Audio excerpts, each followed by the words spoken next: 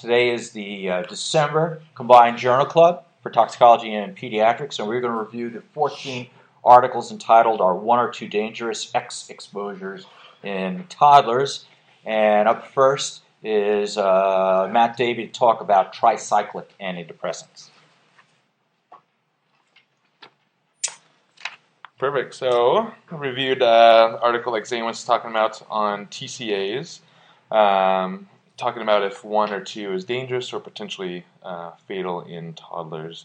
So, a couple decades ago, TCAs were kind of the number one go-to antidepressant. They've largely been replaced by SSRIs and other atypical antidepressants, but they are making a comeback today kind of as adjuncts for neuropathic pain, and multiple other indications like migraines and other pain syndromes. So we definitely will be continuing to see them. Basically, this article attempts to look at kids less than 6, saying is 1 or 2 pills potentially toxic. Just to start off with, though, the article did go into a little bit of the pharmacokinetics and pathophys. And basically, in terms of pharmacokinetics, the real big thing to know is that they do have very rapid absorption, and so we'll see kind of the most severe symptomatology within 6 hours. And then in terms of pathophysiology, you guys will remember from the tox rotation, kind of Zane's 7 deadly sins of TCAs. So, number one, they block sodium channels, leading to prolonged QRS, and ventricular dysrhythmias. They're antimuscarinic. They are antihistamines, so they're going to cause sedation. They are GABA antagonists, leading to seizures. They block potassium channels, which prolong the QT, and they're alpha blockers as well, causing hypotension. So, obviously, good reasons to have significant toxicity. So kind of jumping into what we actually want to know. You have a toddler. Here they're kind of defining kids as less than 6, but can we get toxic with 1 or 2 pills? So the first kind of review that they looked at was a review of poison center data, which is not always the best data because you never really know exactly how much they've been exposed to or if they've been exposed at all. So you need to kind of take the poison center data with a grain of salt. But the fatalities that they did see in kids less than 6 occurred with ingestions from anywhere from 5 tabs of 100 milligrams of dicipramine to 25 tabs of 50 milligrams of dicipramine. So, 5 tabs potentially being fatal in the poison center data. And then in a review of kind of, whole literature-wide review, they did find that the lowest fatal dose was 15 mg per kg. And if we're talking about a 10-kilo kid, that's basically 1 tab of 150 milligrams. And then kind of in that same review, the lowest significant morbidity was about 6 mg per kg. So again, you can easily get that in 1 pill of a TCA. And then kind of there's been several other kind of publications looking at kind of the same very topic, and basically all of them have showed that less than 5 mg per kg in kids have not led to significant morbidity or mortality. So we kind of have, at least in their recommendations and our recommendations, less than 5 mg per kg in an asymptomatic kid. We can keep at home and observe. The studies have shown that 6 mg per kg can make you toxic, can cause morbidity, and that's easily within 1 pill for a kid. And then is 15 mg per kg is kind of the lowest ingested dose that causes mortality. And so again, that's within 1 or 2 pills for a kid. So in terms of TCAs, yes, I would say 1 or 2 pills could get a 1-year-old, a 10-kilo kid sick.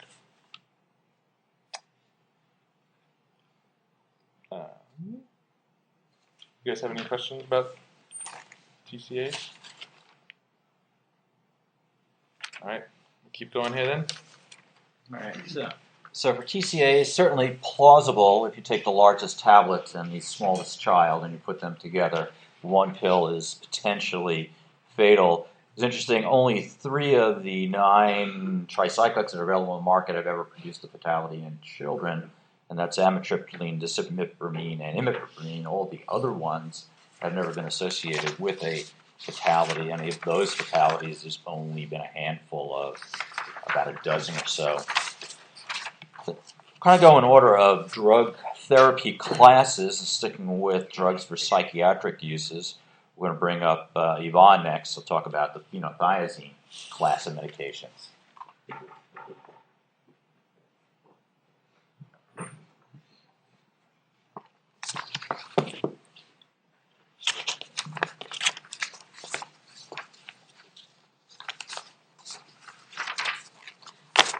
All right, so the phenothiazines, this class of drugs includes both the antiemetics as well as the antipsychotics, but the discussion here is really more focused on the antipsychotics, as the antiemetics haven't really been shown to be toxic.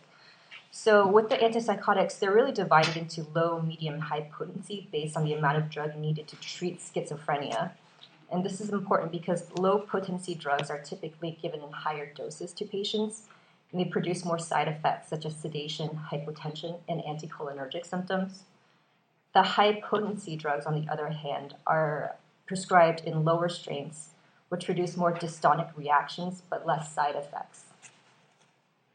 So what are these side effects? Namely, they act through sodium channel blockade, so you can see the long QRS, prolonged QTC. They can block alpha-adrenergic, muscarinic, histamine receptors, and calcium channels as well. And then the neurologic effects that you see, really the chief one is sedation, which is universal in toxicity, but you can also see a lowered seizure threshold, respiratory depression, extrapyramidal symptoms, and coma. You could also get neuroleptic malignant syndrome in less than 1% as well.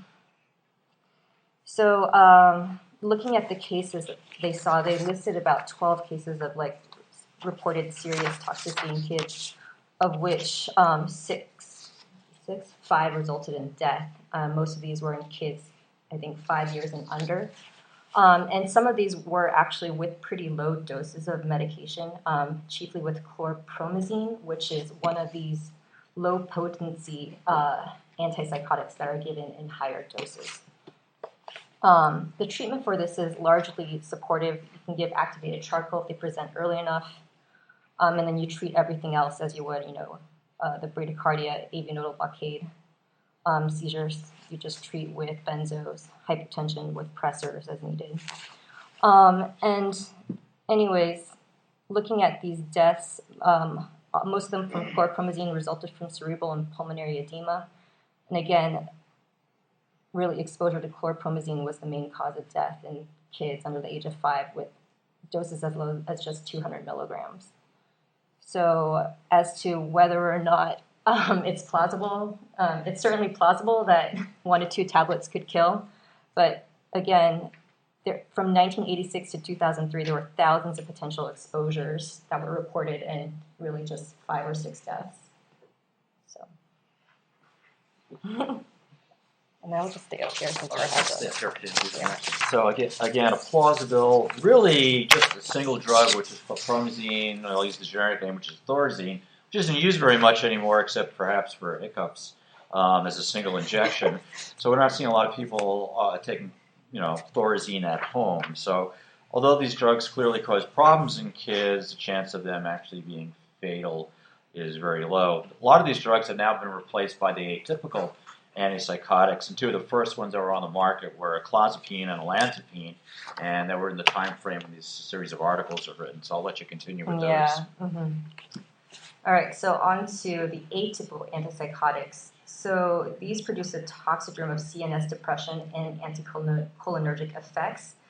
The nice thing about atypical antipsychotics, as most are aware, that there's really less extrapyramidal effects in adults, but this is actually not the case in children necessarily because EPS effects are really still reported in kids. Just to talk about clozapine first, its main side effect that we probably remember from like the step 1 or something is that it causes a rare fatal agranulocytosis. This is an idiosyncratic reaction. It really occurs within the first 8 to 12 weeks of treatment, so usually not an issue to think about when you're talking about the toddler that just took a couple tablets. And clozapine is really prescribed only in refractory schizophrenia. So it reaches its peak plasma concentrations pretty rapidly within 1 to 4 hours. And it's metabolized in the liver by cytochrome P450, and its elimination half-life is about 16 hours. It's very lipophilic with a large volume of distribution, making dialysis not really useful for treatments. There are 5 reports of toxicity in small children. They were 21 months to 5 years of age, and they took about anywhere from like half a tablet, so that would be 50 milligrams, to like 200 milligrams of clozapine. And all of them had neurologic symptoms with myoclonus, poor tongue control, decreased tone, ataxia, rigidity, nystagmus, torticollis, or obtundation. So just one of those things. Their measured levels were considered therapeutic in adults, so that's not very useful in determining treatment. There were no fatal exposures for clozapine between 2001 to 2002. And like if you saw EPS, they were really resolved with Benadryl. So treatment is really supportive care for these patients as well. And then olanzapine, which is also known as Zyprexa, has clinical manifestations very similar to clozapine, except that sometimes you can see opioid-like pinpoint pupils, and then patients can have somnolence that's not responsive to Narcan. I'm going to try to get into the other folks there. Okay. Feel free to keep going. All right, I'll just continue. The peak plasma concentration is a little bit slower to be reached with olanzapine as compared to clozapine. It occurs in about 5 to 6 hours. The elimination half-life is 30 hours, and the volume of distribution is also very large. So again, dialysis is not useful. And then there are 6 reports of pediatric ingestions with somnolence and lethargy, aggressive irritable behavior, and meiosis seen, and airway protection was required in 3 of those cases.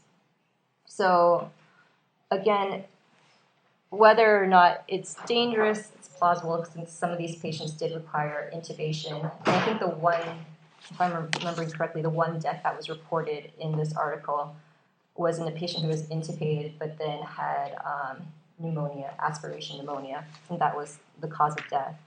So if these patients present to the ED, they recommend that you observe them for 6 hours if they're symptomatic in any way. And then you can give supportive care in charcoal if they present within 2 hours. And yeah, that's really about it. Thanks. Just summing up on the psych drugs there, certainly the classic tricyclic antidepressants potentially could be toxic to the point of fatal. So we were going to watch those for 6 hours, and you'll see a recurring theme of 6 hours observation. As we'll know with many of these, you never can tell if the kid really got into the pill, the pill just was missing and no one knew where it went. So if they're asymptomatic after 6 hours, many of these kids can go home, which allows these pediatric observation units to exist and clear these kids without admitting them and flying them across the state to be admitted to an ICU. So we're going to turn our attention to the cardiac drugs now, and we're going to bring up Dave to talk about the next couple. I think we'll start with the beta blockers in children. All right, so I guess first is the beta blockers. We don't see them a whole lot in peds, although the adult world uses beta blockers all the time. But theoretically, kids could get into a pill or two of grandma's little pill box. And so in the beta blocker study, they really looked at kids less than 6 was their kind of target population. And the most common beta blocker that is associated with overdoses and toxicity is propranolol. Obviously, it affects beta receptors, but one of the other important things is it can block sodium channels, which can mess with heart rhythms even more. So the morbidity and mortality from beta blocker overdoses is usually cardiovascular side effects. and the symptoms are usually seen within about 2 hours of ingesting the pill. Kind of like Zane said, asymptomatic kids, usually you can feel pretty good if they've been completely asymptomatic for 6 hours. And what they did is they looked back at a few studies. Some had looked at poison center data. Some had just looked at other kind of retrospective case series. And in one of them, they found that over a 20-year period, there was a 5-fold increase in beta blocker ingestions in kids less than 6. So we're not seeing it infrequently. Another study found that over 40 years in kids less than 6, there was no deaths of beta blocker ingestions in kids regardless of the dose that they took. However, I don't know if it was that same study or a different case report, but a 7-year-old with Down syndrome had gotten into a huge dose of a beta blocker, like his serum level was like 2,500 or something. And that kid was hypotensive, had a hypoglycemia with a glucose of 0, and died. In another case series, there was 380 cases of kids less than 7 who got into beta blockers. Some of them were a little bit bradycardic. They had borderline blood pressures but didn't need any therapies for it and were a little bit tired. So the authors said it was really clinically insignificant findings from all of those ingestions. And then there was another case report of a 3-year-old that they highlighted who got into 150 milligrams of propranolol. 7 hours after the ingestion, had some seizures, went into a secondary heart block, and had a glucose of 14. And had a pretty poor outcome as well. So basically, I think the take home from all of the studies that they reviewed is that in 1 or 2 pills, it's pretty unlikely that you're going to have significant side effects. However, the one thing that you should think about, and the one thing that's been shown in most of the studies, is hypoglycemia is a real risk. So checking their glucose and keeping a close eye on that. Obviously, the more pills that you take, the worse it is. And then the lipophilic agents are the highest risk ones, so that's propranolol. Atenolol apparently doesn't really have much of a risk. And then the only other thing that they threw in there was sotalol, which I don't think I've ever seen a kid get into, can cause some prolongation of your QT. So that's just kind of a unique thing to that agent, I guess, because of some of its potassium effects. So if it's confirmed, busted, or plausible, I'll go between busted and plausible because you need to keep an eye on glucose. Yeah, I think this is one where I think that they're kind of busted. They looked.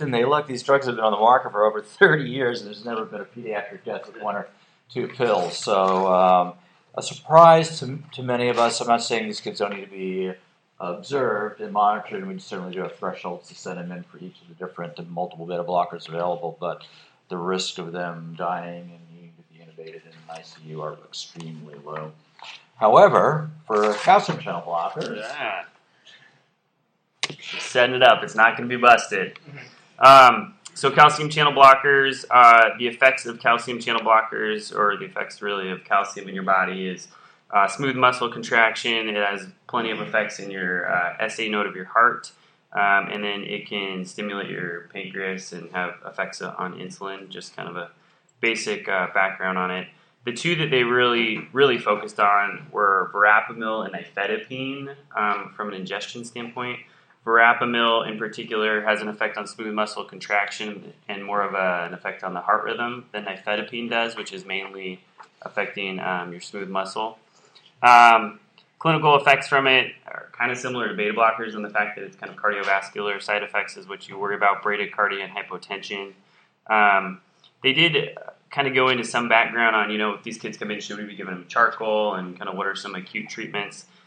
And they showed some studies that there was like 2 case reports of some kids who had gotten charcoal, and they actually got worse after they got the charcoal. And the thought behind it was the charcoal basically kind of slowed down their GI transit time, which then increased absorption and increased their levels of calcium channel blockers. There was only 2 case reports, so I don't know how much really to put into that. But really they were saying, kids who come in unstable, the mainstay of treatment is IV fluids. You can think about IV calcium. If they were horrible and super critically ill, you could think about high-dose insulin, which can increase your cardiac contractility, but it seemed like a lot of that was kind of was controversial.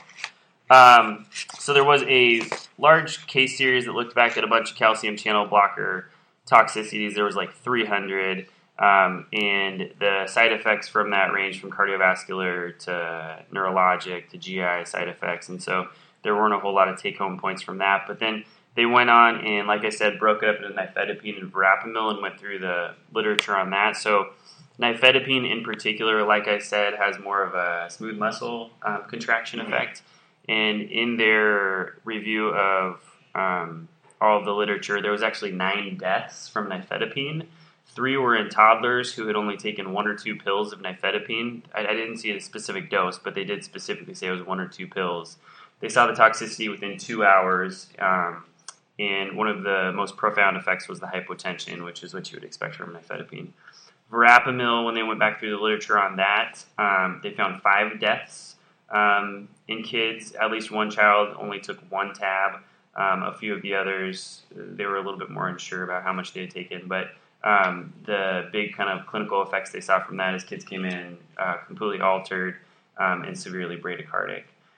And then they threw in diltiazem as well. They looked back just real quickly on that, and there was one death from that too. They didn't know the dose the kid had taken, so I don't know if it was 1 or 2 pills or exactly what it was.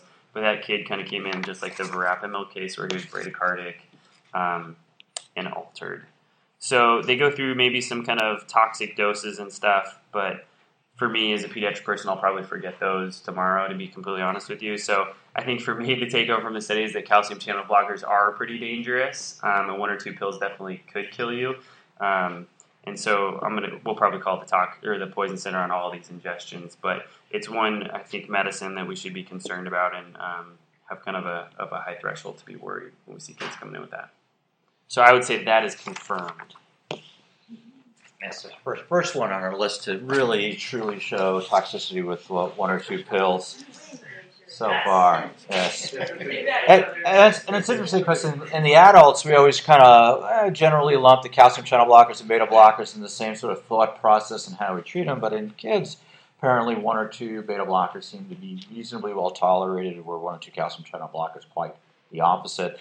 Recommendations is to watch them for 6 hours if it's a immediate release product, and if then at the end of 6 hours they're asymptomatic, they can go home. However, for the sustained release products, which there are numerous in the calcium channel blocker category, it's at least 12, if not 24 hours before you can clear them. So these are the ones I think you're going to need to admit to the PICU and watch closely their vital signs and mental status and glucose as well. So while Rob Cludier is coming down here to talk about the next couple, I'm going to introduce those. One of them is probably our leading cause of at least consults for pediatric ingestions, which is clonidine. I actually took that one. Oh, you took that one? Okay, so Beach is going to come in and last minute substitution here. Designated. Yeah.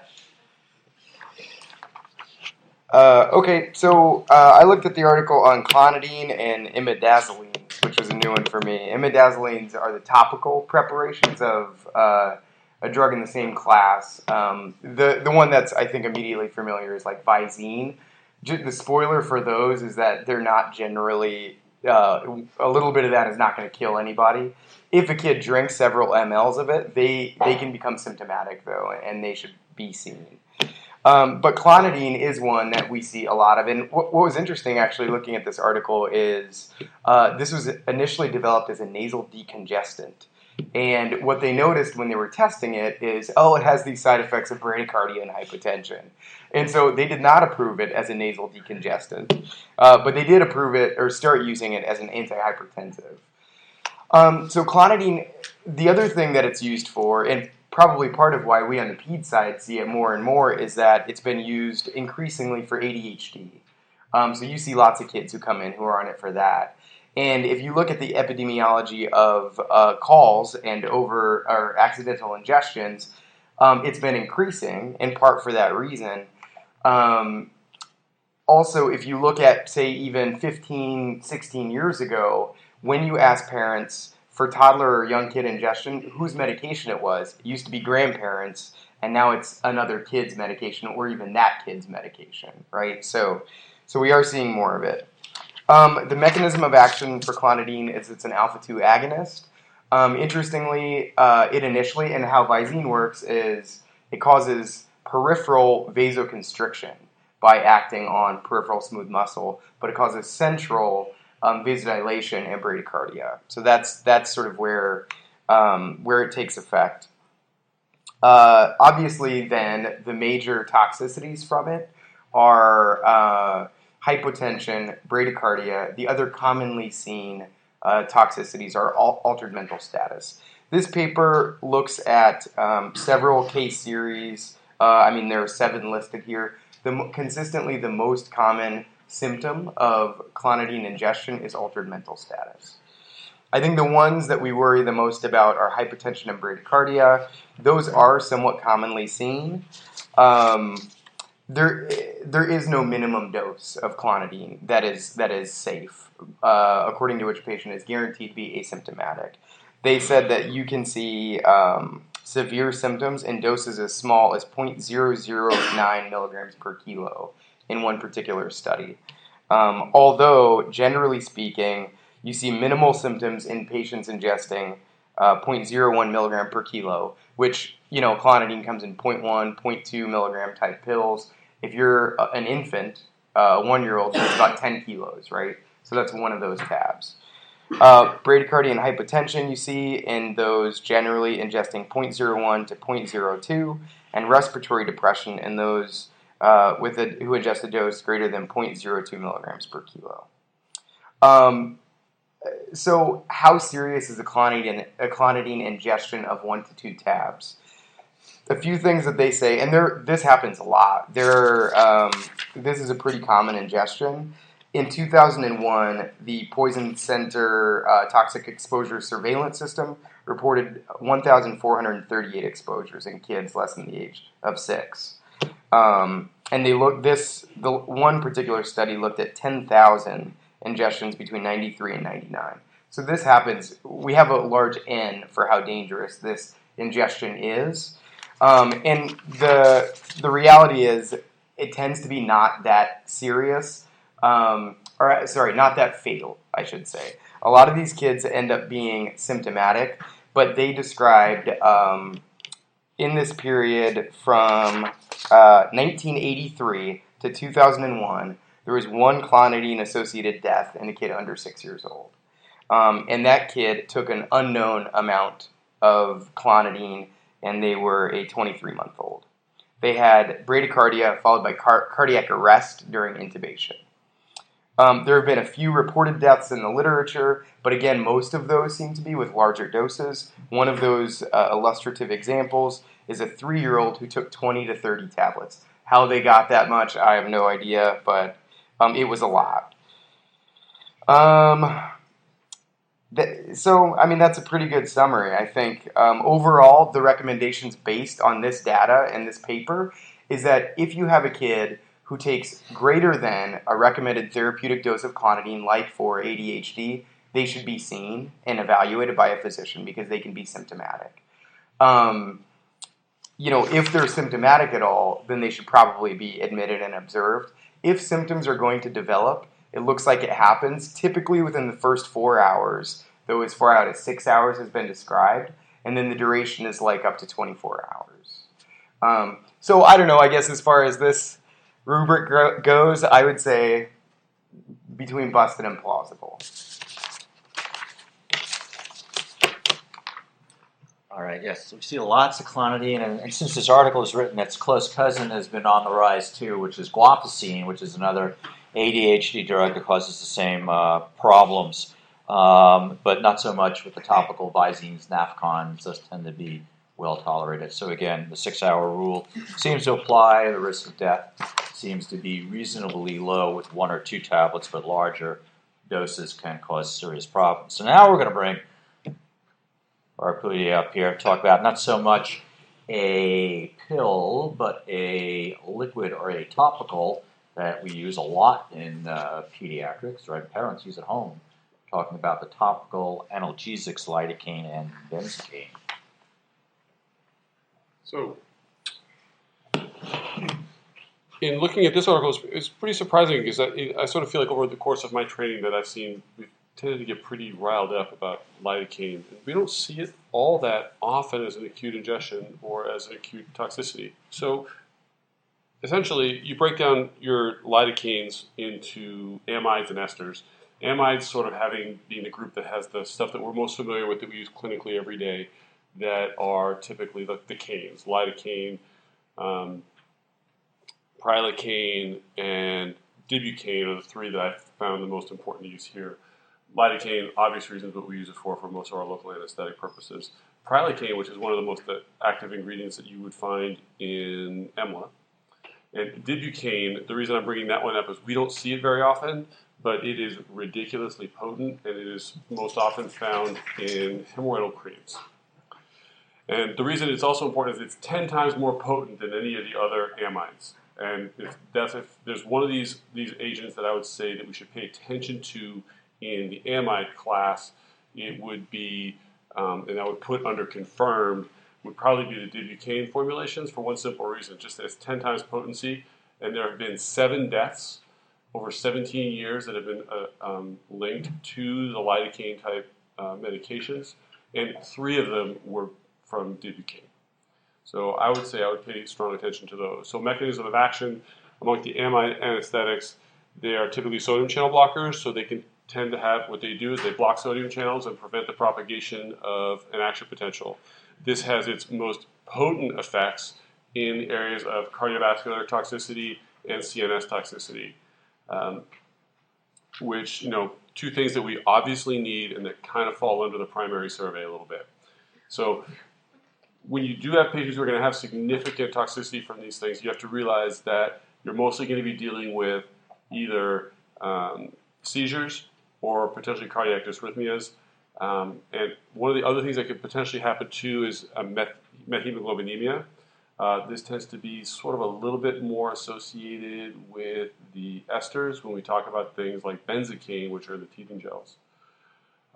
When we're talking about the topical anesthetics like EMLA, one of the things that they were discussing I felt that was somewhat interesting was the fact that they did some studies on EMLA, and they were looking at methemoglobin levels of just patients who'd had EMLA on for what we would consider a therapeutic period of time to prepare them for a procedure. And they found that their methemoglobin levels were still got elevated even with just topical use under routine circumstances. I thought that was kind of interesting. I'm not sure that it's something that I would get too concerned about unless somebody were to get symptomatic. One of the problems with looking at the preparations that all the various lidocaines come in that we would be worried about in our clinical environment typically are the viscous lidocaines and the gels that are used for teething. And one of the things I found complicated trying to interpret this is it was very hard to get a sense of how many milligrams per kilogram is going to be dangerous. Because the way that they were measuring a lot of the levels of toxicity amongst the patients who were truly significantly ill, as in seizures, cardiac dysrhythmias, what happened is they were measuring serum lidocaine levels, which is, I don't know about you guys, can't remember the last time I ordered a lidocaine level, and I can't imagine getting that back in a very timely fashion that would allow me to make any types of clinical decisions. Most importantly, though, in terms of treatment of these patients, it's largely supportive. It'll typically involve potentially airway support. It might involve treating seizures. If you're treating seizures, it'd be a good idea to avoid medications that we tend to use for frontline seizure prophylaxis, such as Dilantin and phenobarbital, just because there's some cardiac activity that might be involved with those medications. So we end up going back to what I like to think of, my favorite toxic bomb, which is the combination of bicarbonate and Ativan. Have you guys thought about putting that in just in 1 amp? Calling it Aticarb or something like that? And because, it goes back to sort of your basics in terms of, I think, treating a lot of toxic ingestions, right? Benzos and bicarb. You pretty much cover a lot of important toxins if you do that. You treat a lot of stuff if you can just cover those. But the other thing to remember, too, is one thing that I took away from this is that pretty much if patients are going to become symptomatic from this, from the amides, it's probably going to happen in 4 hours. So if I had a patient come in with a viscous lidocaine ingestion, I think that they deserve to be observed for 4 hours. If they don't get symptomatic at that point, I think it seems fairly safe to consider discharging them. If it's a benzocaine, however, those patients are more likely to be symptomatic from methemoglobinemia and not necessarily from the other issues that we were discussing before, because their mechanism of action is a little bit different. So it's important to make sure that A, you understand what we're talking an amide ingestion or an ester, and then the next thing to remember is that find out whether it was dibucaine or not dibucaine. And if it's dibucaine, those are the patients I would be watching for a very significant period of time to make absolutely sure that that wasn't what they ingested, because of the canes, that would clearly be the most deadly. So I would have to say, I would confirm for dibucaine. I would kind of say busted for the other ones as long as you're patient enough to wait for 4 hours. Okay, great. Thanks. So a couple other things. This paper was written before we started using intralipid. And probably one of the important caveats, I think, in treatment is if you've had a significant lidocaine or dibucaine overdose and they're seizing and they're refractory to what Rob just told us, is intralipid has been used in the more recent era. That we did have a viscous xylocaine used therapeutically or told to be used therapeutically. A case that died in the last year that we're aware of. So this is not something you want to send people home with for their cold sores or post-tonsillectomy or anything else along those lines. As far as the dibucaine, one of my favorite posters that was ever written at a toxicology conference was "I Can't Believe It's Not Toothpaste" was the title. They talked about all these things that people brush their teeth with that was sitting on the bathroom cabinet, and hemorrhoid cream and birth control, all sorts of things. But that was one of them. So, because the two take-home messages is these can be pretty toxic pretty rapidly, and don't overuse viscous xylocaine as an oral agent, or be wary if they seize that you might need intralipid. Next up, changing gears a little bit, our pain control is opioids, of which there are many, but we're going to bring Jillian up to talk about that. All right, so let's start with the opioid paper. So these, as we know, just a quick review, these are meds that work on some specific receptors in the brain. Mu, kappa, and delta. Mu is the one that we actually think about the most. It's the most clinically significant. And that's the receptor at which we will have the effects of analgesia, which is what we're looking for, respiratory depression, and CNS depression. The other things that we consider are GI dysmotility. We think about constipation in patients who take opioids, and then inhibition of the cough reflex.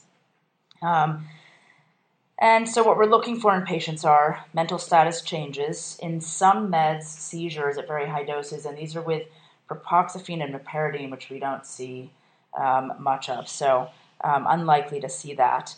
One we may see is tramadol, which is an interesting one. I think this is one that may, at least for a while, have been prescribed a little bit more often because we were trying to stay away from opioids we perceived as harder opioids, and so some of us were prescribing tramadol for things in the ED. But one clinical manifestation is seizures in patients who are prescribed these. So we have to be very careful about using this. And tramadol has an active metabolite, O-dimethyltramadol, that has a long half-life of 5 to 9 hours. So as we go through this paper, we should think about tramadol slightly differently than the other opioids. This paper begins with they sort of go by section, and the first one is codeine.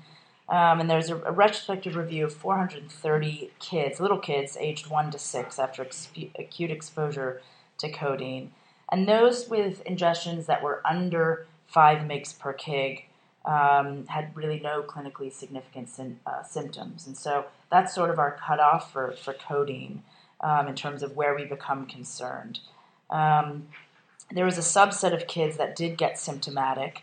The smallest ingestion in that group was 5 mg per kg, and the highest was 12 mg per kg. So again, that's 5 mg per kg is where we're starting to think we should perhaps worry about that ingestion. There's a case report of a 17-day-old who received 18 milligrams of codeine over a 2-day period for cold-like symptoms. That child became very symptomatic and ended up recovering.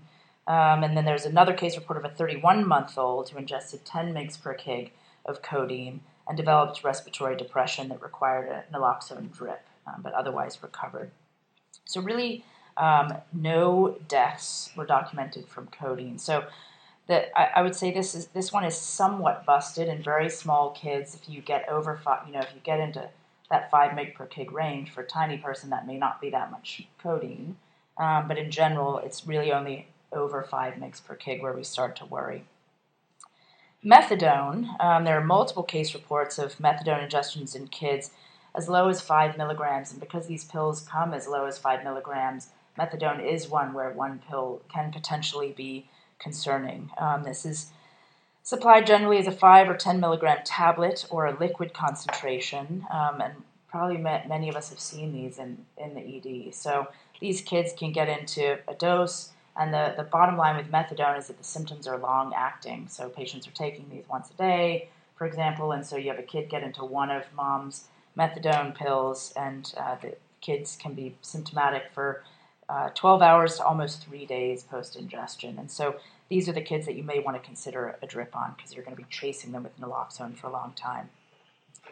Tramadol, Spiller et al. Reported 126 cases of tramadol exposures, 15 of which were in kids under 6. So in looking at those, they did have some kids that got symptomatic, but none of that happened in kids who took under 10 mg per kg. So the bottom line with tramadol really is that the dose where kids get symptomatic is 10 mg per kg.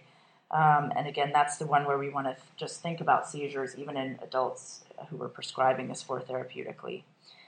Among other opioids, there's a report of a 3-year-old, a 26-kilo kid who died after getting multiple doses of a cough syrup that ended up containing a total of 15 milligrams of hydrocodone. That was over the course of 9 hours. So that'd even be a sort of an adult dose. And that resulted in a death. And then there was a fatality in an 8-year-old who took an overdose of morphine that was somewhere between 2.7 and 5.4 mg per kg. So certainly things to think about once you're getting into kind of the adult range of doses. And then for fentanyl, there's, again, it's tough. We don't have great data, but we're looking at a couple of case reports. We have a 2-year-old kid that had agonal respirations after the inadvertent application of a 50 mic fentanyl patch, and who reversed with naloxone. And then there was a child who developed respiratory depression after a family member gave that child a patch. So again, for a patch, an adult patch in a child, if you consider that a dose, even though it's designed to be given over, administered over a long time, that is certainly potentially dangerous. So that's one where one dose could be considered dangerous. So the bottom line for these, so if you have a kid who comes in with symptoms, you're going to manage their airway, you can give naloxone, and if the kid's symptomatic, they should probably be admitted to an intensive care setting. Kids who are symptomatic who take an extended release formulation, or for example getting into a parent's methadone, they may need a continuous infusion of naloxone. So that's where we might consider that. And for asymptomatic patients, if you observe those, you want to figure out how long to observe those kids. And the problem is that we have a lot of different opioids and we're not quite sure how long to recommend. The bottom line in this section is that we're not sure if it's 2 or 4 or 6 hours. So what we keep coming back to is a 6-hour OBS. So I think it's reasonable. This is just my opinion, but if you do a 6-hour OBS in a kid, that you should probably be able to see symptoms at that point and be able to make an appropriate disposition. Again, where the bottom line is if they're symptomatic, they come in and they could probably be dispositioned unless you're worried about a long-acting agent. So for codeine, the bottom line is watch for the 4 to 6 hour that we normally recommend if they're over 5 mg per kg. For methadone, it's a little bit longer, remembering that this is a longer-acting agent, so we'd probably at least that 6-hour mark that we typically recommend, and we might consider admitting for 24-hour OBS, just acknowledging that these are longer-acting and that the kid may need a naloxone drip. So with opioids, it's a little bit different because we have to think about the age of the kid, the size of the kid, how much they took, what time of day is it? Like, is it bedtime when this often happens, and they're going to get sleepy anyway, and it's going to be tough to watch them at home. And then how reliable are the parents to watch the kid at home? So those are all factors that we have to take into consideration. Tramadol, remember this is the over 10 mg per kg one, so if they're taken over 10 mg per kg or we're concerned they may have, we want to watch them for at least that 4 to 6 hour time period. And there's actually a really nice table in this paper, table 3, that basically tells you what the equivalent dose to 5 mg per kg of oral codeine is, and if we use that as our cutoff, we can use this table as sort of a guideline to think about who needs to be watched and who can stay at home. So if you have an asymptomatic kid who's under the equivalent of 5 mg per kg of codeine, you can think about watching them at home. And then the exceptions are methadone, which gets 6 hours, tramadol, which you can bump up to 10 mg per kg before you worry, propoxyphene, which gets 6 hours of OBS because of its long half-life, which we probably won't see, and then extended release medications, versions of any medications, OxyContin, methadone, long-lasting morphine. Those should probably have a long OBS or an admission for 24 hours.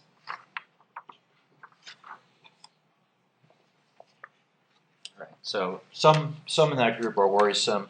Again, the paper was written in the mid-2000s, and we've seen an explosion in OxyContins and a variety of long-acting preparations. And so those haven't really been extensively studied yet, and certainly make us worried as methadone, and would probably warrant a much longer observation time if the kid starts getting sleepy. But clearly we're sending a fair number of these in. And that table, if anyone wants to save one article from the series, that table is pretty good as far as recommendations for who to send in and who to possibly observe at home.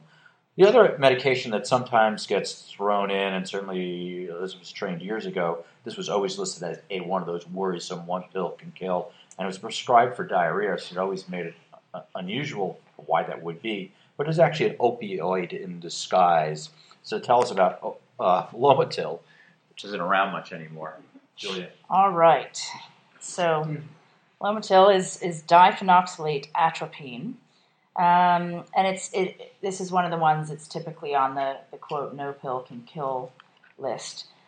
Each tab, or 5 cc's of the syrup formulation, contains 2.5 milligrams of diphenoxylate hydrochloride and 0.025 milligrams of atropine. The diphenoxylate is a synthetic phenylpiperidine that's related to meperidine or Demerol. And the problem with atropine in this formulation is it delays gastric emptying, so you can have prolonged effects. And atropine is added to the formulation to decrease the abuse potential. So sort of your buzzkill effect there. So clinical features then are going to be potentially atropine toxicity. So you get anticholinergic effects. And then from your opioid or your diphenoxylate, your opioid toxidrome. So anticholinergic, you may get tachycardic and flushed and red and dry and have urinary retention and potentially some CNS excitement or delirium. And then the opioid features, obviously, meiosis, lethargy, CNS depression, and respiratory depression. And the problem is that you can have symptoms prolonged for up to 24 hours because the atropine is slowing everything down. And so you're going to have the delayed gastric emptying. So when you look through series of exposures of these medications, it's really after repetitive or numerous doses of Lomotil that you have symptoms. And most of the time that was just minor symptoms, like a patient who just comes in with meiosis, for example. The smallest documented quantity that actually resulted in coma and respiratory depression in young children was 6 to 8 tablets. So that pretty much puts us in the busted range here. So some things to think about. Because you have delayed gastric emptying, you could certainly consider decontamination with charcoal, depending on the patient's mental status and depending on how quickly you're seeing the patient. So if you have an alert patient with a protected airway, you could do charcoal. You could do naloxone to reverse the opioid toxicity. If you have a patient who's coming in who's symptomatic, so showing signs of opioid toxicity or anticholinergic toxidrome, they should probably be admitted to the PICU. just because they'll probably have prolonged effects and potentially could have severe effects. If you have a suspected significant ingestion, and again, per this literature is 6 to 8 tablets and not just 1 or 2 pills, then those kids should probably be observed for at least 12 to 24 hours. So again, that's an asymptomatic kid. It needs a pretty long, OBS time. So I guess you could do that in the OBS unit, or you could admit them for that. So that's again, this is a little bit different than our other meds. We're going really beyond the 6-hour time point of this, 12 to 24 hours, a little bit more difficult to disposition. So bottom line is busted in terms of 1 to 2 pills, but if you get into that sort of 6-pill range, you're going to have to watch them for a longer period, 12 to 24 hours, and if they're symptomatic, they may have prolonged duration of effects. All right, great. So that drug thankfully isn't around as much as it used to be anymore, but a group of drugs that we see all the time, we always wring our hands over how long to watch and what to do with, are the sulfonylureas, probably one of the number 1 or 2 prescribed diabetic medications. So I'm going to bring Matt Davey back up to tell us about those. All right, we'll go over sulfonylureas. So you guys know these, kind of the big ones, glyburide, glipizide. Basically diabetic meds for people that still have working pancreases, and basically can cause severe hypoglycemia. So again, same idea. This paper is attempting to define the risk of toxicity for 1 or 2 tabs. Kind of in thinking about all these medicines, it's important to really think about the pharmacokinetics, especially with sulfonylureas. With really the 2 main kind of data points you want to know are the time to peak and then the duration of action. And table 1 in this paper is kind of a nice layout of the different meds, the different time to peak, and the different duration of action. So good kind of reference there. Kind of mention the mechanism real quick. So how they work is basically they inhibit potassium channels on pancreatic islet cells, and that causes polarization, calcium to influx, and basically that causes insulin secretion. And then additionally, they increase the sensitivity of insulin receptors peripherally. So they kind of jump into their literature review. And again, most of the data is from kind of retrospective studies, poison center data. Again, susceptible to the flaws that we were talking about already. So the papers they looked at, the first one was a retrospective study of poison control data of 70 admitted patients that had a sulfonylurea exposure. And basically what they found was that the mean onset of hypoglycemia was about 4.3 hours, but it had a pretty long range, 0.5 to 16 hours. So that's 16 hours. It's concerning to us, given the kind of the delayed hypoglycemia and thinking about how long that we need to watch these. Kind of interesting, the 16-hour patient and those that had delayed onset hypoglycemia, those that developed hypoglycemia after 8 hours, they were actually all placed on prophylactic dextrose infusion and really didn't get hypoglycemic until the dextrose infusion was stopped. So kind of thinking that this, placing a patient on prophylactic dextrose infusion can potentially both mask early onset hypoglycemia and then also lead to increased insulin secretion. And then probably the other most important kind of point from this Poison Center study that they quote is that kids 1 to 4 years old did get sick or hypoglycemic with just 1 tab. They quote Spiller et al., who did the only prospective observational study, They had 185 patients, 10 months to 11 years, and they found 54 of these patients became hypoglycemic, and then 53 out of the 54 were hypoglycemic within the 8 hours. And then the one patient, again, who developed late onset hypoglycemia had also received prophylactic dextrose infusion prior to becoming hypoglycemic. In terms of fatalities, there's only one reported death, and that was of a 2-year-old who was basically found playing with an extended release glipizide, but then was later found in status epilepticus and found to have cerebral edema and later died. That was the one case fatality that they quote. So they kind of lay out their treatment algorithm for these patients and how to manage them. And so basically for kids who have a normal sugar greater than 60, they're recommending, and as do we, just expectant management, not placing them on prophylactic dextrose, but instead just getting Q1 hour sugars and then watching them until the time to peak and a little bit more.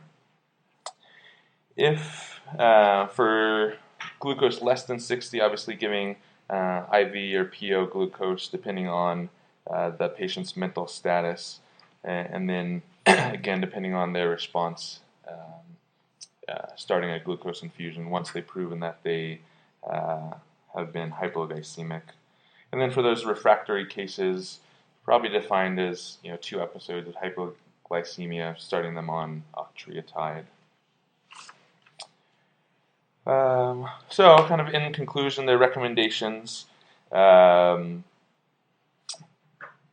obviously obsing these patients for 8 hours with frequent glucose checks, trying to avoid the prophylactic dextrose infusion. And then that's for most of the sulfonylureas, and then the extended release glipizide has a much more delayed time to peak, and so we'll need to watch these guys for much longer. And so kind of in terms of kind of 1 to 2 pill causing fatality, there's one kind of suspicious case, but it's really probably 1 to 2 pills causes morbidity, hypoglycemia, rather than mortality. And so stuff we worry about is annually almost 2,000 exposures per year. So something you're all going to see in practice. They recommend setting all children in. We sometimes, depending on the situation, through our poison center, we'll say maybe we're on the edge of different is if their parents have a glucose monitor at home and they're willing to use it on their child, and it's during the day and the kid's able to eat, sometimes we will watch a select few of these single pill ingestions at home, provided it wasn't the XL preparation, it was the short preparation. But in general, I think the norm throughout the country is to send most of these kids in for glucose monitoring. I think the one caveat is they don't all need D5 or D10 drips. In fact, that may make things worse and put off their episode of hypoglycemia to the time when you stop the drip, and then they get rebound stimulation at that point. But definitely a common one that we see a lot. For the next 2 substances, we're not really talking about pills, but liquids, so we have to change our 1 or 2 pills to 1 or 2 sips. And Peter's going to talk about these 2 substances. First up is oil of wintergreen methyl salicylate.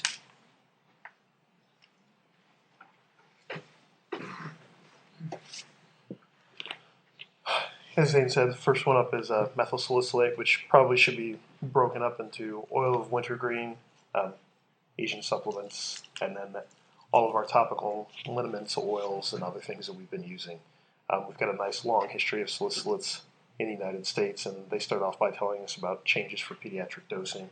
We moved down to 81 milligram tablets just for children specifically, and then adding in the 1970s, adding on tamper-resistant, child-resistant packaging and other things to go along with it. But of most interest to us, again, is still the non-aspirin salicylates, the methyl salicylate that we do find in creams, our ointments, our lotions, and our liniments as well. FDA regulations now at this point, you have to label anything that has greater than 5% methyl salicylate with a conspicuous warning against its use other than as directed. So, in other words, don't eat this, only rub it on your skin.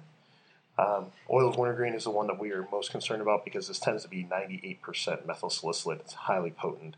If you take a look, just 1 milliliter of oil of wintergreen is equivalent to 1,400 milligrams of aspirin. So 1 teaspoon, your standard 5 milliliters of oil of wintergreen, is the equivalent of 7 grams of aspirin. Given that you normally take 325 as an adult, that seems fairly high. The ingested toxic dose suggested for aspirin we have is 150 milligrams per kilogram, with serious toxicity being possible in the 3 to 500 milligram range. So if you take that for your average child weighing at about 23 kilograms and take 5 milliliters, that's 7 grams divided by 23 kilograms, comes out to approximately 300 milligrams per kilogram, which would be a toxic dose in your average 6-year-old child. There are numerous compounds that we do have that contain methyl salicylate. Again, the ones that are most concerning are oil of wintergreen, our Kun Yik Hung Far oil, or KYHFO oil, or red flower oil, which also contains about 67% of methyl salicylate. We do find methyl salicylate in things like Icy Hot, as well as joint and pain relief cream that's usually around 30%, and then even down into lower into 15% for Kwanlun medicated oil. Salicylate toxicity has definitely been observed in both an ingestion as well as in mixed ingestion and dermal exposures for salicylate-containing compounds. One of the things that is most worrisome is that methyl salicylate apparently tastes very good. Oil of wintergreen tastes good and has a pleasant odor, which may be something that attracts children to it. We should all remember our symptoms of salicylate toxicity, so I will skip over that, as well as our treatment. Again, like all the other cases, they did very good literature review extending all the way back into the 1940s when most of these cases occur. There's a large case study by Stevenson that reports quite a few deaths, and deaths in amounts as little as 4 milliliters of exposure per child. Most of the treatments have changed since then. A lot of them have unspecified treatment as well as induced emesis. When we move up to about the 1960s or so, we start to see the use of dialysis, exchange transfusion, and transfusion as well, which gives us a pretty good increase in survivability, as well as our now known standard treatment of sodium bicarbonate to assist as well. Stevenson did report about 20 pediatric exposures aging from 1 month to 4 years, of which only 5 of those patients survived, so about a 75% mortality rate, and the lowest reported doses were 4 milliliters in 2 children, aged 17 months and 2 years old, as well as 5 milliliters in 2 additional cases of an 11-month-old and a 2-year-old. Also note the smallest lethal dose that was reported in an adult occurred in a 21-year-old man who died after consuming 6 milliliters of oil of wintergreen. Again, kind of giving more credence to the fact that it's a pretty lethal agent. Conclusion at that point was that only 4 or 5 can definitely be poisonous if taken internally. Since then, we've had, through AAPCC reports, there have been several cases with fatal doses up to 10 milliliters in a 2-year-old child and 15 milliliters in another 2-year-old child. Another grouping of fatalities, other fatalities are sparsely reported within the literature. From 83 to 90, there were 4 deaths from methyl salicylate, compared with only 2 deaths reported from aspirin during that same time period. Again, all in children. One of the big hang-ups for all of this is the estimated parental volumes. Most of them are being reported by their parents. I think my child only got a teaspoon. I think they only got a swish or a swallow, which is not accurate at all and can make it very difficult to determine how much they've taken in. Of note, more recently we've also seen an increase in the survivability of increased doses, with survivability up into the 15 to 20 milliliter range, probably again due to our improvement in supportive care. Currently, evaluation recommendations for us with several well-documented cases of toxicity between 5 to 15 milliliters would suggest that we should send nearly everybody in. And with the ability for us to easily check salicylate levels, there's no reason that we shouldn't. Of note, we like to use a conversion there is a conversion for methyl salicylate to standard salicylate with multiplication of 1.4. So if you take whatever ingested amount that you have, multiply by 1.4, and that will give you the aspirin equivalence for figuring it out. An example provided is take a 15 kilogram child who ingested 5 mils of the 18.3 Bengay cream. That comes out to 183 milligrams per milliliter. 5 milliliters ingested, that gives us a total ingestion of 915 milligrams of methyl salicylate.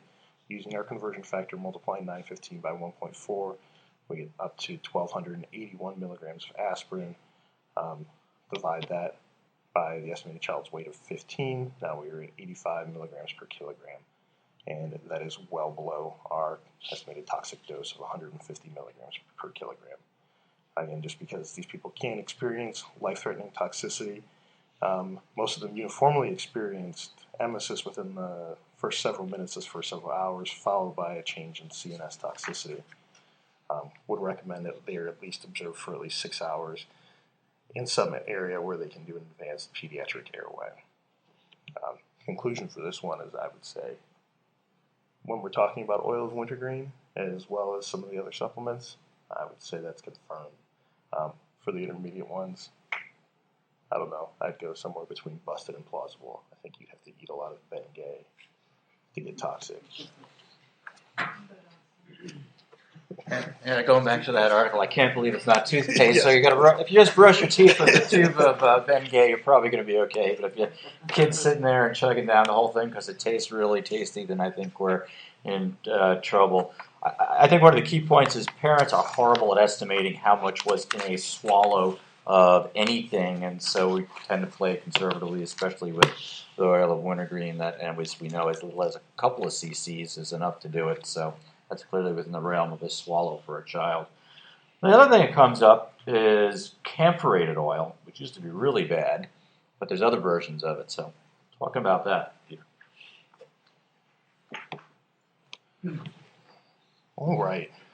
Coming up with camphor, this is something that we've used for an exceedingly long history as well in Chinese medicines going back to the, quote, Middle Ages. It continues to be found in a number of non-prescription medications. There have been many cases of camphor-related toxicity that have been found in the pediatric population, again, most of them dating back to the 19th and early 20th centuries. Camphorated oil, which is about 20% camphor, has been a product that's been most responsible for the toxicity, most often from unintentional exposure.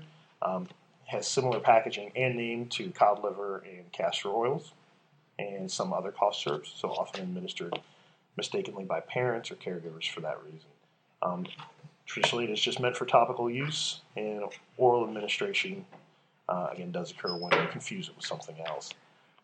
Problem is compounded by the amount of toxicity that does occur.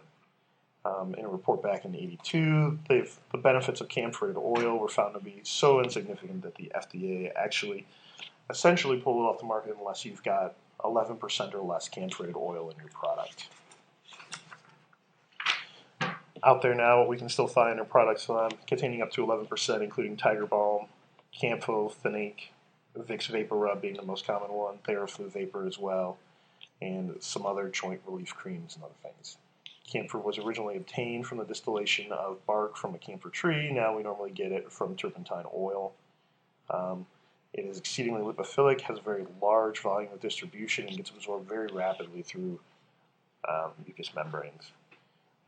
It has been used, having medicinal benefits, supposedly as a local anesthetic, an antipyretic, antiseptic, and as a mild expectorant. It's currently limited to topical and vaporized administration only. Oral administration is always to be avoided. Many of these medications just include rubs that are rubbed on the chest, arms, to make you feel better.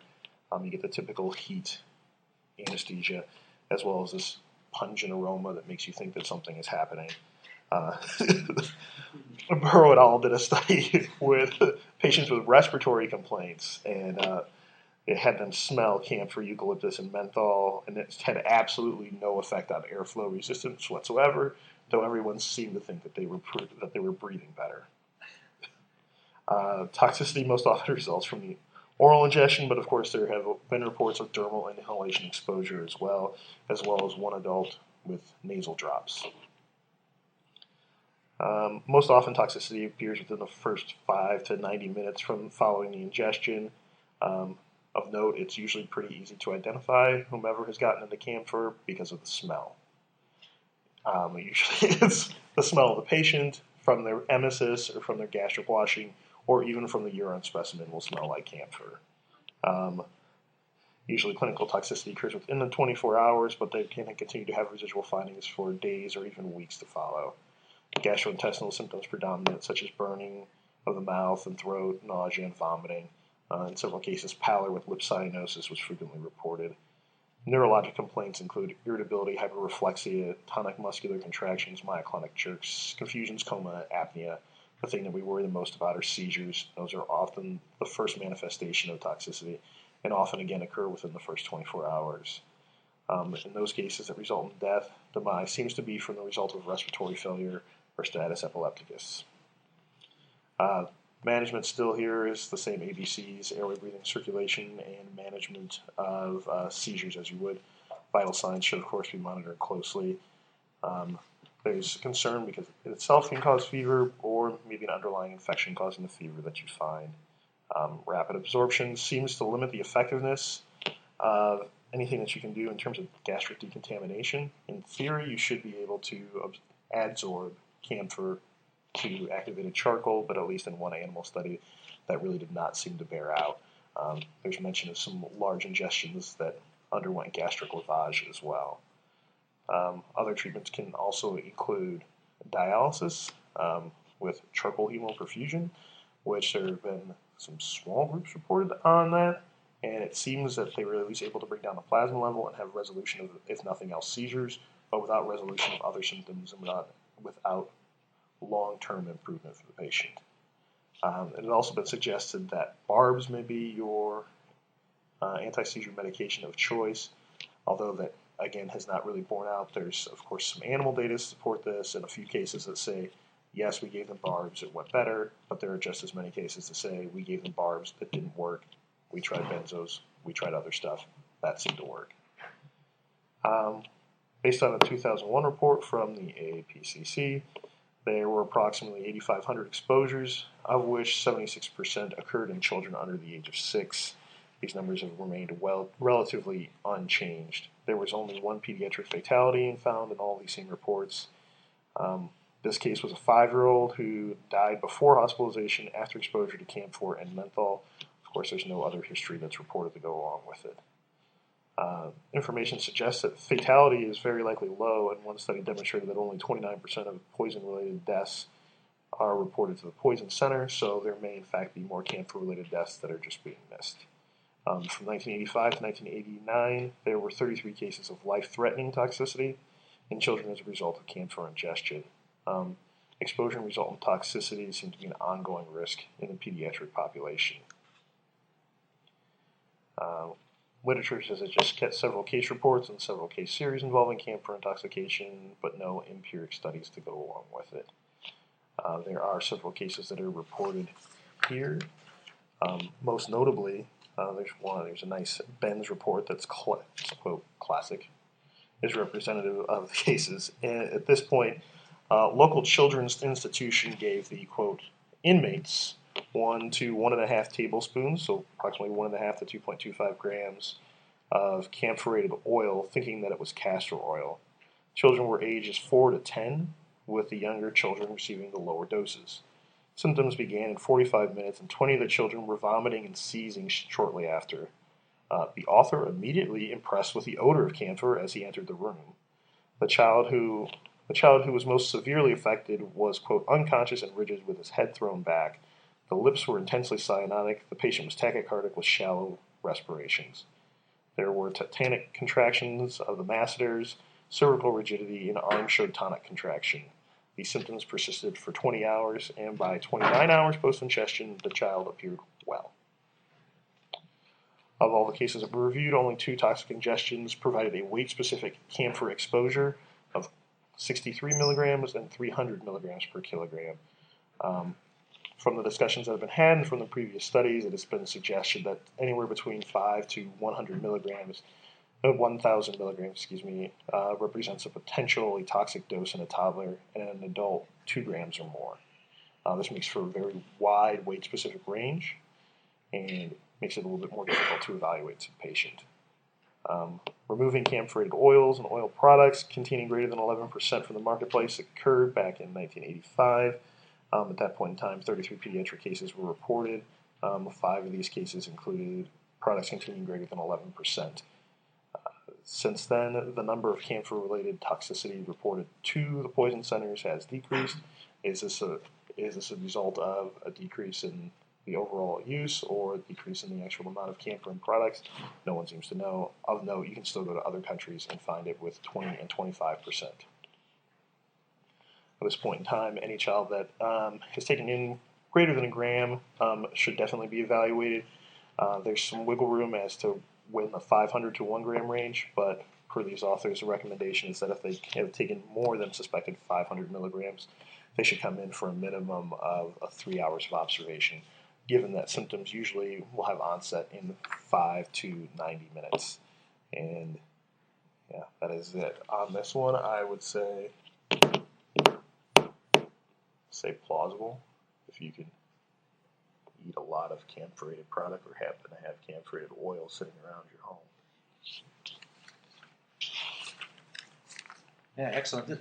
For both of these are ones where our nurses or pharmacists and other poison centers are doing the calculations, so we need to know the exact product. When you call in, we can figure out from our database what percentage of salicylate or methylsalicylate or camphor it is, and if it breaches these thresholds, which are not critical for you all to remember, but they're there, we have them in our database, then we're going to send them in.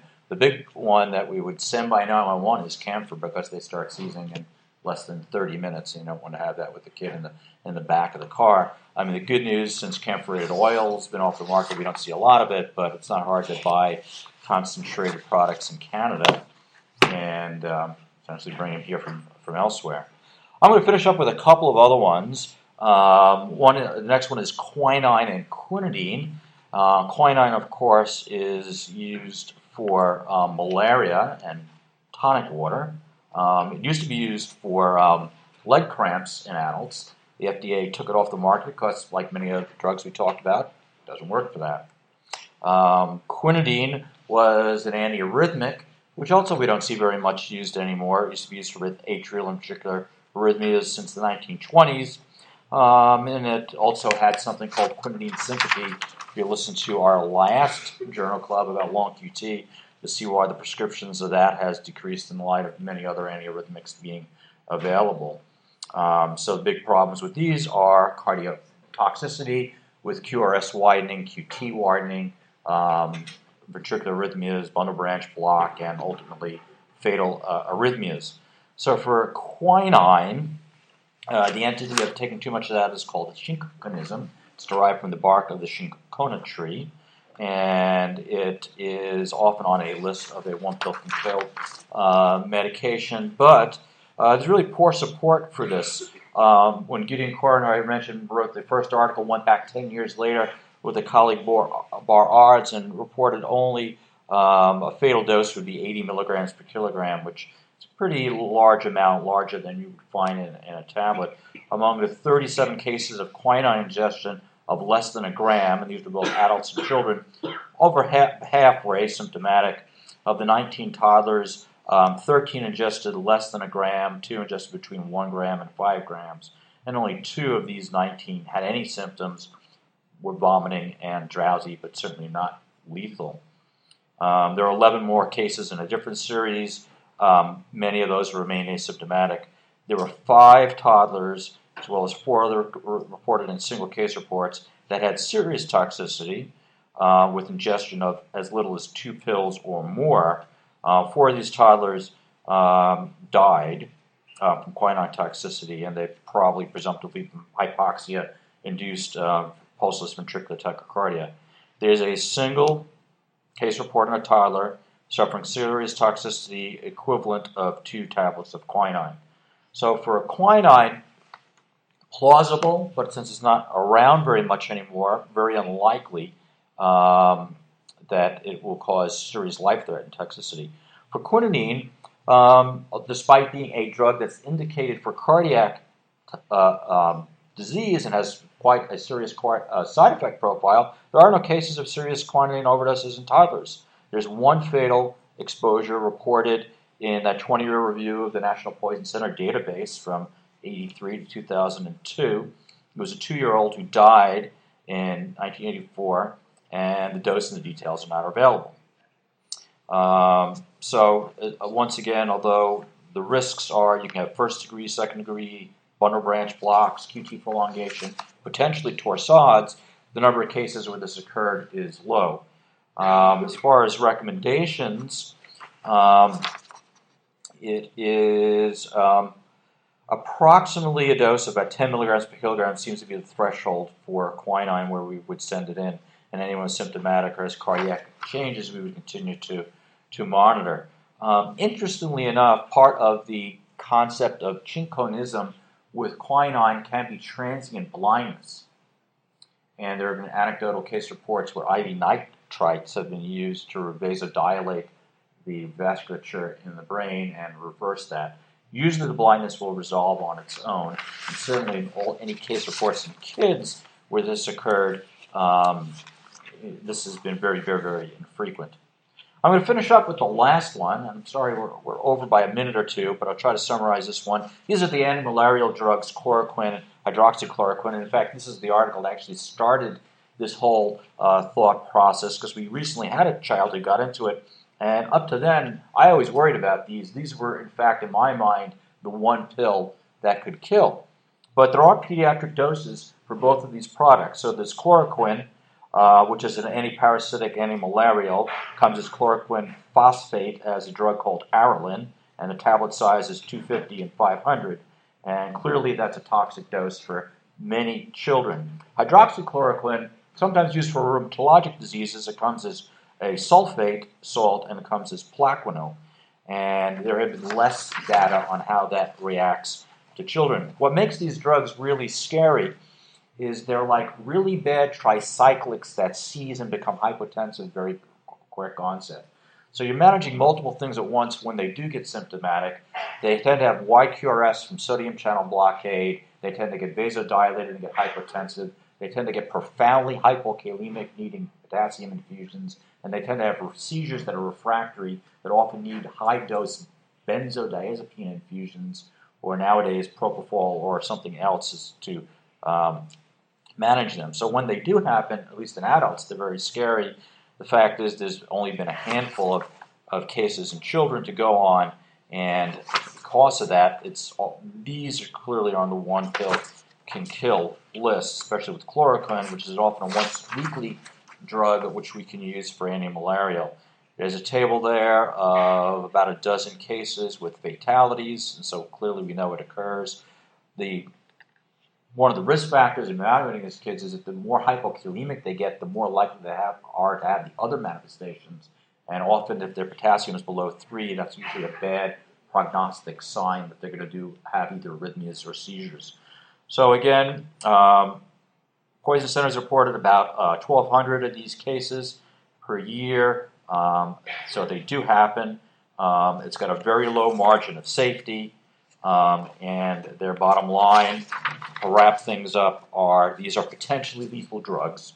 1 or 2 tablets in the pediatric population clearly can be fatal. And again, I think for that one it's confirmed. So out of our 14 drugs, about half of them maybe not as toxic as we believed as one pill can kill. Some of them clearly are. If you remember nothing else, Poison Center number is 1-800-222-1222. We're glad to do the calculations and talk you through the management of these. And I thank you for your time and attention and sitting through these cases with us. If anyone's interested in writing these up, I don't know if they're still doing the case series. A small hats off to the editors of the case series, Jeffrey Love and Lisselle Curtis at Georgetown and Wendy Kleinschwartz at Maryland Poison Center, who were the editors for this series of 14 substances. I don't know if they're continuing to do this. The last one seems to be published in like 2007. But there's lots of other new drugs that have been out there since then. So if someone has a thought about that, we can certainly work on a new one pill can kill. So thank you all.